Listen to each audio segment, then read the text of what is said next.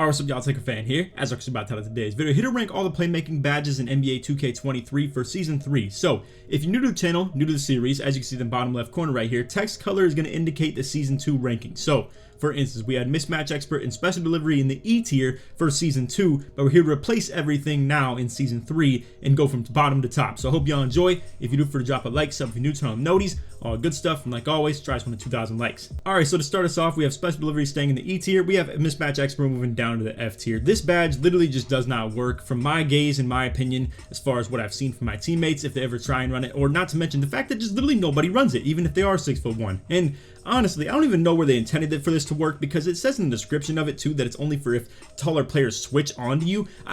In general, it should just work for if like taller players are on you just at all. As a 6'1", this would actually be a game-changing badge and probably make the meta shift a little bit more toward the small guards than, for instance, the 6'9s and stuff like that. I will say the balance is still there a little bit. You'll never see a Pro-Am PG come in there as anything besides a 6'1", unless they're running like strictly 5 out or something like that. But nonetheless, my whole point still stands. Mismatch Expert just does not work in my opinion. I have it in the F tier. It's the worst badge in the entire game to my eyes, just because it literally just doesn't work. But hey, feel free to give me your feedback if you do run this badge as a small guard and it actually does seem like it does something for you. If it stuns people, if it makes them move slower, that's my interpretation on what it should do, but I just never see that as an example. So let me know if you do run this badge and you are a small guard and you actually find some value in it. I need to hear some feedback though on that, because I'm not gonna lie, I have never ever seen this badge utilized, or in general just nobody uses it even if they are a small guard. But anyway, moving along to the E tier, we have Special Delivery. This is going to be a badge that just in general helps you throw lobs every now and then. It's just the makeability of lobs. I don't think it speeds up the alley-oop pass. I don't think it gives you better animations.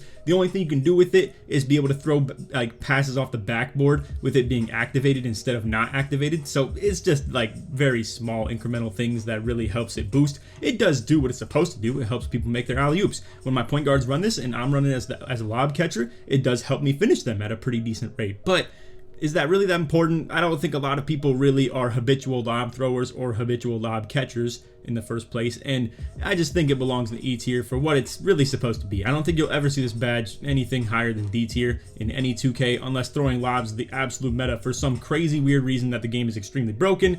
Maybe it stays in the B or C tier at that point, but let's be realistic. It's probably going to always be something around D, E, and F tier, simple as that. Also, by the way, there is another utilization of Special Delivery. If you flashy pass somebody and they catch the ball and shoot it, it does give them a boost to their jump shot ratings, which, to be fair, I haven't seen on display a whole lot, and that's the problem if you ask me. It's very hard to do stuff like that because it's hard to just flashy pass in general in an open court. It definitely can go crazy if you're the right player with it though, so I will say that is one of the extra things you can do with it. I just think that's so hard to do in the open court. And again, there may be people that play like that style and they vouch for it really hard. I just think for the general player, or I would even say 98% of the players that play this game, Special Delivery is going to be something that is never worth running. Let's be realistic. But again, flashy pass utilization is something that is added into this badge's utilization. Anyway, for our D tiers from Season 2, we now have Post Playmaking staying in the D tier, and then we have Vice Grip moving up to the C. So for Vice Grip, this is actually a pretty solid badge for people to run. I just will say this much.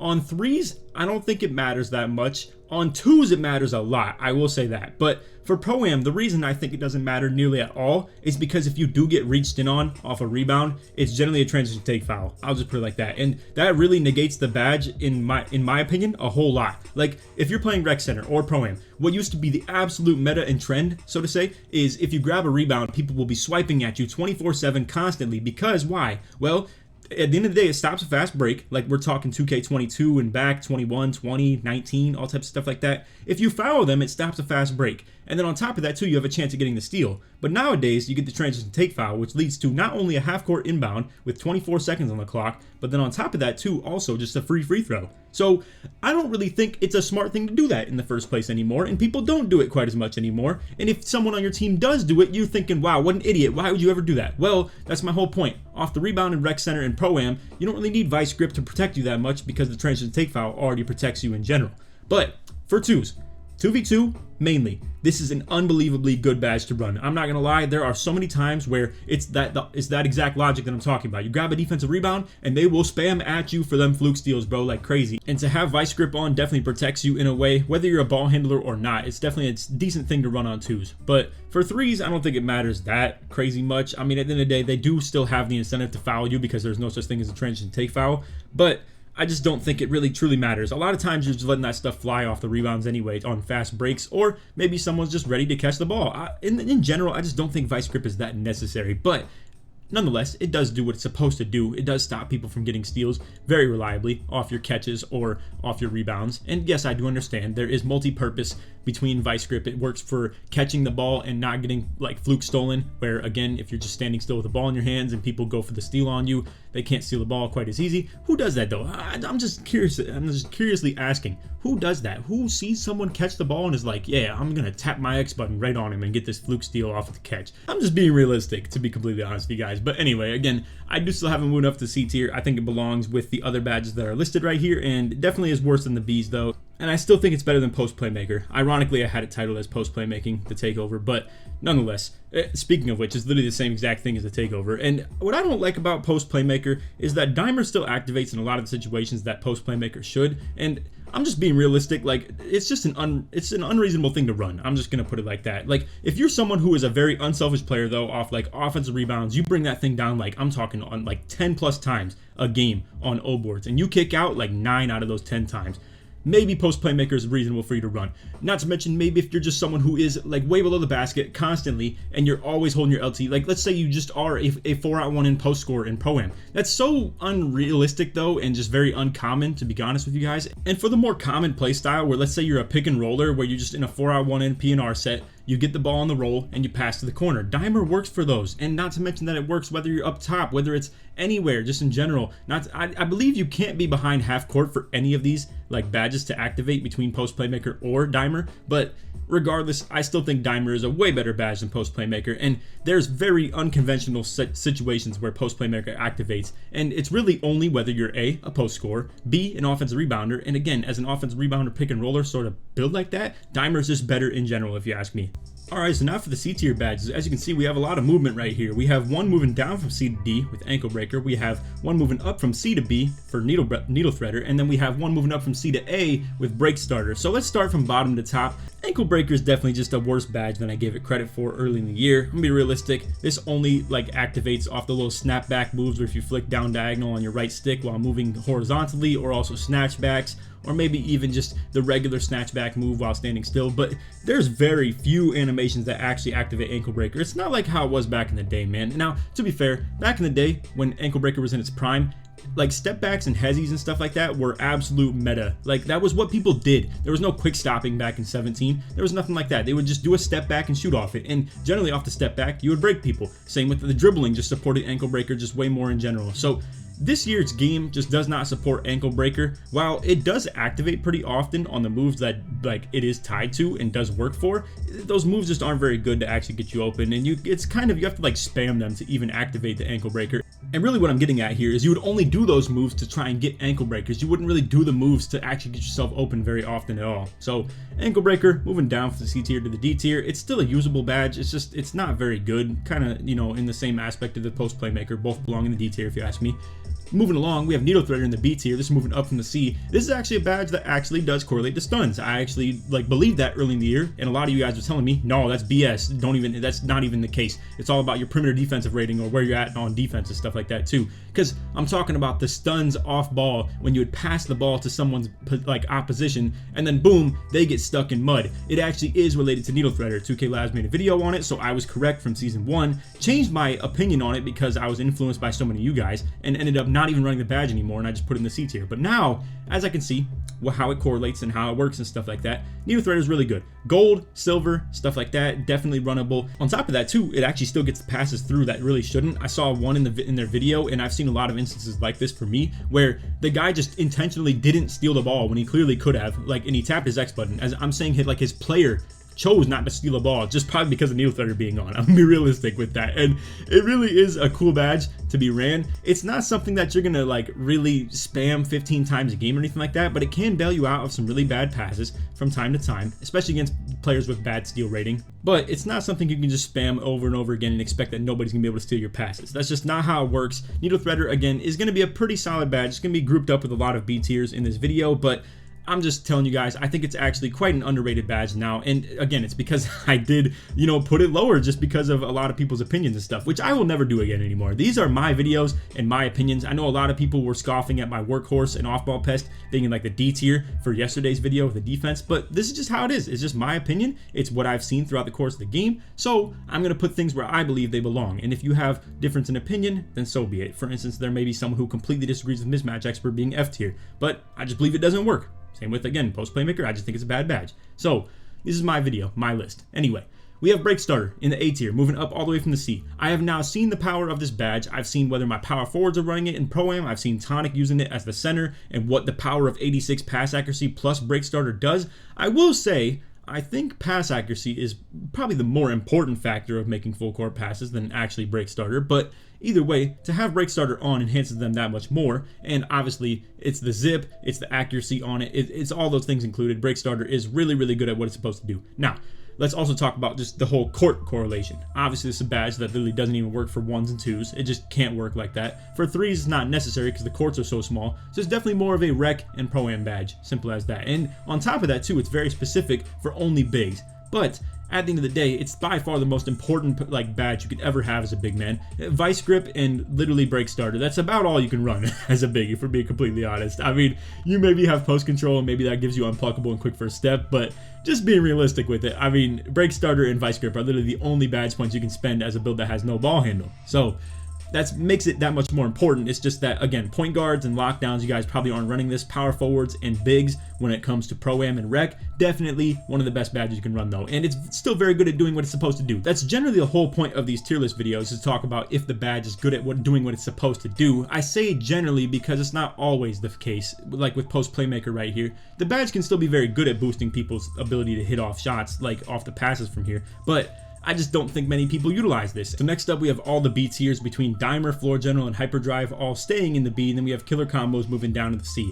I will say, I think Killer Combos is kind of a toss-up between whether it's in the B tier or C tier. I just don't think it's as good as these badges listed right here, and I believe it belongs down in the C. Now, I will say, I have seen a couple point guards utilize this, and I think I've only ever played against one myself that actually ran it, and I was getting stunned on some stuff too. Yet, I wasn't running ankle braces. If you run ankle braces, it counters Killer Combos entirely. I feel like it doesn't even activate at that point. And I just think this is a badge that is only for stuns. It doesn't really speed up your combos or anything like that. I've seen it firsthand. I've tried running it myself and just like literally spamming it as fast as possible. It doesn't even change the speed of my dribbling, in my opinion. I've even seen displayed between teammates and stuff like that too. Doesn't work. And you don't really see top point guards run this at all. The only one is Eyeball Greens, and he's the best point guard in the whole game. So I know it's a little bit contradicting to it, and we talked about him yesterday with my ankle braces video, but that's the whole point. When people know they're playing against him, they end up throwing on their ankle braces, and then at that point, I believe it becomes kind of null and void. It just doesn't be, it's not something that's even usable at that point. But that's the whole mind game aspect of things, where like let's say 2s, 3s, and even matchups in Pro-Am or like ranked Pro-Am, even Rec Center. People don't know they're going to play against you. The only way you can do something like that is if you're doing a matchup where you know who you're playing against. So considering a lot of the majority of the, say, community doesn't run ankle braces, if you can run killer combos and it works for you and you can utilize it in that aspect, that is more power to you 100%. And that's where I will say, that's why I was thinking about still keeping this in the B tier. So just keep in mind, this is kind of a toss-up between B and C for me, and I was very adamant about really like teetering the line on this. But my whole point is that you can still use this badge, and generally the people who are playing this game are not running very much ankle braces. I'm gonna just put it like that. Whether it's 2s, 3s, rec, pro-am, anything like that, the only way they run ankle braces is if they know that they're matching up against someone that has killer combos. That's really how I see it. Or maybe ankle breaker, but again, I don't think that badge deserves that much credit for something to be fearful of. But again, my whole point is that it can be countered very easily, so that's why I have it down in the C instead of the B. But moving along to other B tier badges, we have Dimer, Floor General, and Hyperdrive. Hyperdrive is one that I think is definitely more slasher related or ISO related. I think for small guards that move side to side a whole lot more, Hyperdrive, you can definitely just kind of ditch this one off and not even worry about it. It is still very good for full court press breaking though, but we also have another badge, hint hint, Clamp Breaker is what we're gonna be talking about, but we have another badge listed, like I said, for that is definitely more, I would say, full court press break oriented, but Hyperdrive, again, is more for downhill movement. I think it's very good for slashers. I'll always run this on my slasher build. It just makes sense. Not really going to take it off for that matter. I would definitely favor something like Hyperdrive over killer combos on my slasher build. I'll just put it like that. The more fast my downhill movement can be, the better. But again, for point guards, don't really care about that too much. If you're a lot more horizontal and side to side and like zigzaggy, I would say hyperdrive is something you can definitely ditch off. And even if you are someone who does a lot of downhill movement yet can still shoot the ball, hyperdrive is not a must-have. It's definitely nice to have though, I will say that much. But again, for let's say like the 6'9 meta of 2v2, 3v3, where you just run the 6'9 with about 75 speed of ball and maybe 78 acceleration or 77 acceleration, hyperdrive is definitely something reasonable for you to run. I'll just put it like that. It's probably going to be something you fill in with the rest of your leftover badge points after putting a lot of the badges that you probably want on the most, like Unpluckable, Quick First Step, Clampbreaker, and Handles for Days. Just be realistic, these 5 remaining right here are probably the best 5 playmaking badges in the game. It's about as simple as that, especially for point guard type builds, because the only one that we have in the A tier right now that isn't is Break Starter. So expect that this is going to fill in the whole S and A tier right here, because they are by far the 5 best playmaking badges in the game. Simple as that. But anyway, for floor general, this actually can be one of the best playmaking badges in the game too, depending on your position in the court. So for instance, with floor general, if you are, let's say, a spot up, so let's say you're a power forward or a lockdown with the typical pass accuracy of 75, you're generally gonna be able to get this on silver. I'm sure I'm talking to about literally 80% of the people that are watching this video. You can probably get this on silver. That's as simple as that. If you have 79 pass accuracy or higher, which is generally gonna be around the 85s and stuff that people have, or let's say you have that 86 pass accuracy for that Hall of Fame break starter, you also get Hall of Fame floor general. So long story short is, everybody who's watching this video probably has something around silver to Hall of Fame when it comes to their floor general. If you are able to run this and you play rec center, you would be doing a big service for your teammates, upping their ratings, every single rating on offense by at least 2 for silver, all the way up to like 3 for gold, 4 for Hall of Fame, obviously. But the problem with that is, I know rec center becomes a little bit ego central, where you want to perform the best you can, and you don't want your teammates getting their ego gassed up to the point where they're like, I'm hitting all my shots, why aren't you? Well, then you could always hit them with the, well, I have Hall of Fame floor general on, so I'm helping you do what you're supposed to do, but you're not really helping me when I'm do what I'm supposed to do. So long story short is, I think this is more of a team-oriented badge, and when it comes to the rec center, it's a little bit more ego. When you're playing with randoms and, you know, they're trying to gauge their performance versus yours, and, you know, I know how all that mental warfare stuff goes on between teammates when you're playing with randoms, so it just is what it is, man. And again, I think for Pro-Am though, like Team Pro-Am, someone has to have this badge on. It's just, you're doing yourself a complete disservice for not having it on. I really wish that the defensive anchor badge was still in the game too. That'd be so cool if you could get all your defensive ratings still boosted by 4. I have no idea why they took it out either, for that matter, but yet kept floor general in. That is crazy bias toward offense versus defense, especially for Pro-Am, but it is what it is. It's a very defensive game, so yeah, oh well, doesn't really matter. But long story short, again, someone needs to be running this on at least silver. Like,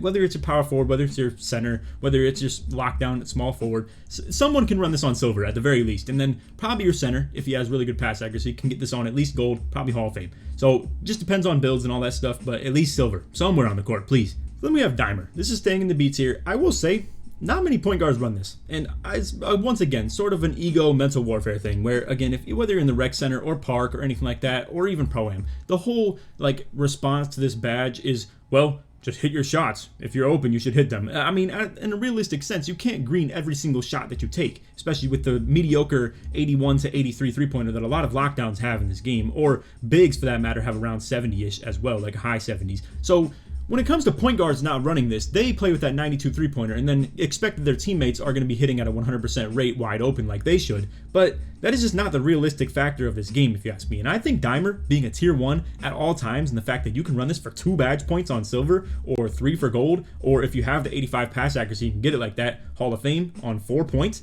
that is a really good budget, if you ask me. Dimer used to be one of the absolute best badges in the game back when it was double point forward central with the meta on 2s, and like for 3s to run with pure lockdowns that had like 50 three-pointer. I do understand it's a different era, it's a different day, where people can now have like 70 plus three-pointer on every build they ever make, and maybe more likely around in the 80s and stuff like that. But you will still be doing your teammates a big service, if you ask me, if you're running this at any level. And again, for point guards, you can still get this on silver with the 75 pass accuracy very manageably. And I understand maybe you want to spend your badge points on things like Clampbreaker or killer combos or handles for days, Unpluckable. And I understand it's a little bit of a tough budget, but if you have leftover badges and you can run this on like silver or something like that, I think it's definitely a big W.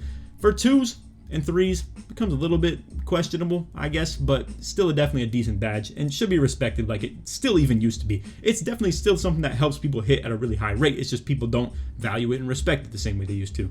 Alright, so now in the most top-heavy aspect of any badge category for the playmaking that we have right here, we have 5 badges between Bailout, Clampbreaker, Handles for Days, Quick First Step, and Unpluckable, all between the S and A tier. And I gotta say, with Bailout, it's actually only in the A tier for the reason of, I still believe you can make passes like this without the badge badge. The mechanic and the function itself needs to get taken the heck out of the game, bro. I'm getting real. I understand, yes, you shouldn't have to like throw a turnover every time you pass out of a shot. It's there for a reason, but. And I also do understand it's realistic because, yeah, I get it. Dudes like LeBron and Luka, some of the best passers in NBA history, for that matter, by the way, that we're comparing, not your 75 freaking pass accuracy in my player build. But anyway, some of the best passing players in NBA history can, yes, do very clearly bailouts of shots and stuff like that. Not to mention, it's a realistic function that an NBA player or a human being can do and not turn the ball over every single time. But from a game function, in a game like gameplay aspect, bailout is one of the worst things I've ever seen for 2K. And it's years and years and years of this being in the game and being elite as well. So when people can just sit here and take jump shots on purpose to try and get defenders to drop for rebounds and then boom, cook a dot over to the corner with their A button, no icon by the way, most times at least, sometimes they do icon bailout, but either way, like when you can just bait this stuff and just go up for shots on purpose into trying to pass out to an open teammate, or once again get rewarded for what really should be punishing you for taking a bad shot and then boom, just getting someone else a wide open shot off of it, because again the defense reacts to your shot attempt and is getting ready to either drop for rebounds or maybe just is ball watching at that point and watching your shot go up. It's just so dumb if you ask me how this badge works and how the mechanic itself works. I just think it needs to get taken out of the game, or at least nerfed in quite a bit of a way where it is way less reliable of a pass to be made. I mean, to have 75 pass accuracy in bronze bailout just is the most easy thing to do, and then when you have 85 it goes even harder. You don't even need the bailout past anything more than bronze anyway. So again, I'm more maybe like referencing my anger and my frustration with this mechanic into the badge when it shouldn't be. Maybe this is more of a B tier badge, to be completely honest, but the mechanic itself goes hand in hand with the badge as well, and generally people do run it. So it just is kind of a tough like talk to be had right here, but either way, bailout, the mechanic or the badge, whatever it is, it needs to get toned down quite a bit.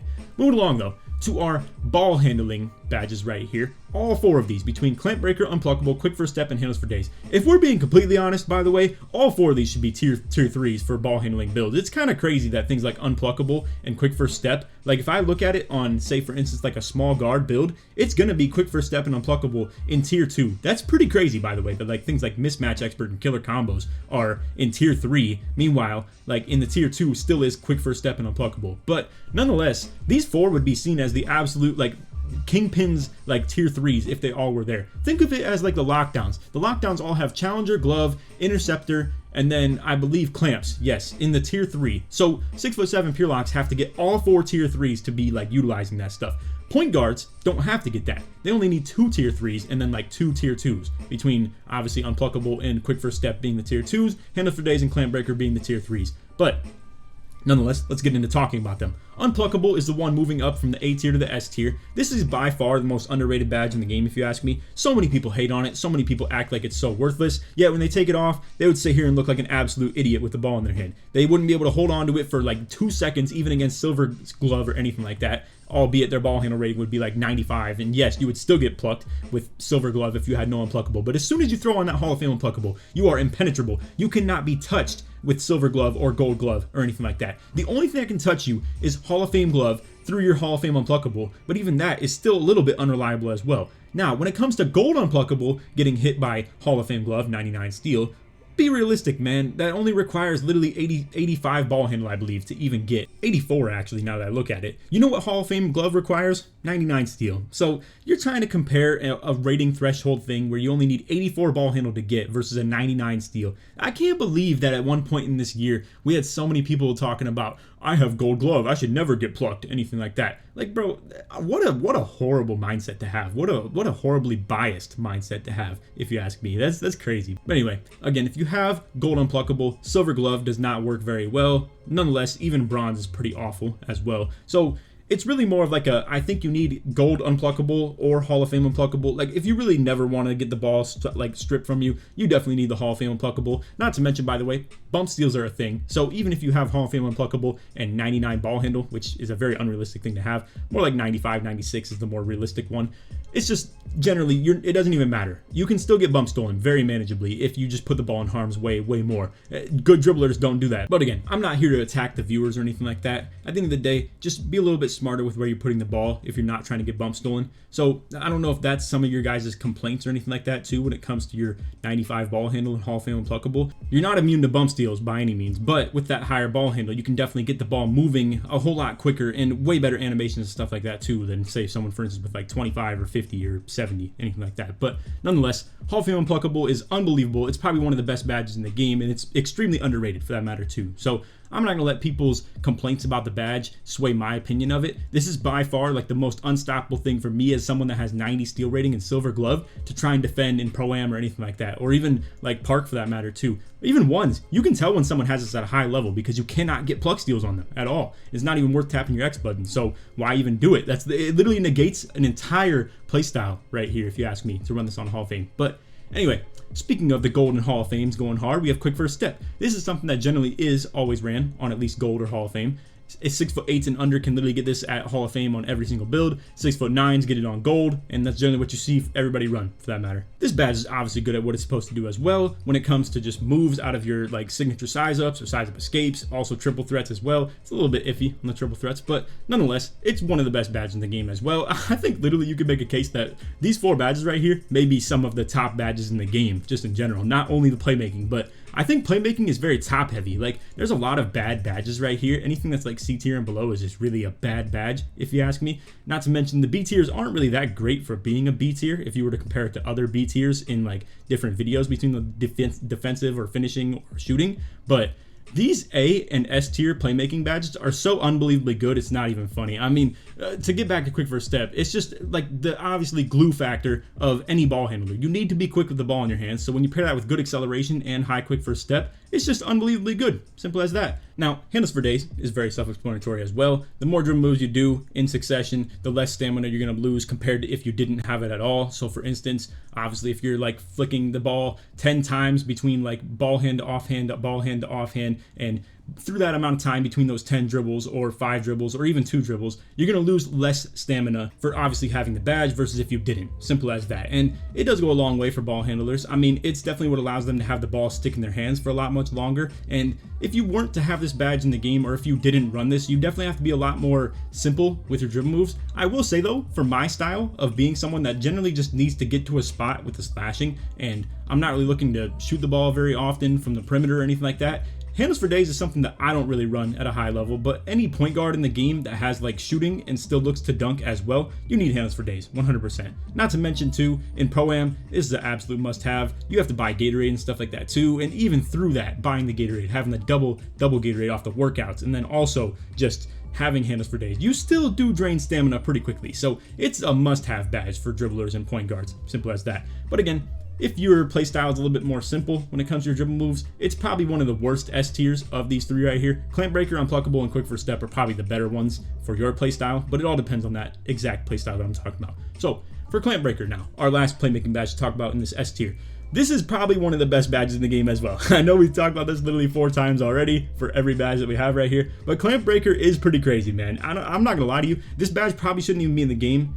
The fact that Clamps is already not exactly like a broken badge by any means. Like you can't really get forced pickups, and the body ups that you do get are a little bit, I would say, simplistic and not really the most aggressive or anything like that. I still do think Clamps is a very good defensive badge though, but again, Clamp Breaker completely just acts like it's not even there for that matter. And what is actually interesting too, AK just made a brand new build that imitates the eyeball greens guy that I'm talking about right here. If you guys don't know who he is too, check him out. He's a very good Pro-Am player. He's going to be the #1 pick undoubtedly coming in this next draft since he's now eligible, turning 18. But nonetheless, he has a build that has 97 ball handle, I believe. It may even be higher than that, but I think he runs killer combos and Clamp Breaker. And that Hall of Fame Clamp Breaker that you get at 96 ball handle goes so hard. AK made a build ready to imitate that pretty soon, where he's going to have 96 ball handle and that Hall of Fame Clamp Breaker. So good for full court press breaks, so good for just like nudging lockdowns off you entirely. They can't get their hands on you quite as good. They can't get those body ups and the clamps or anything like that. Also probably subliminally helps you with bump steals a little bit because they can't even like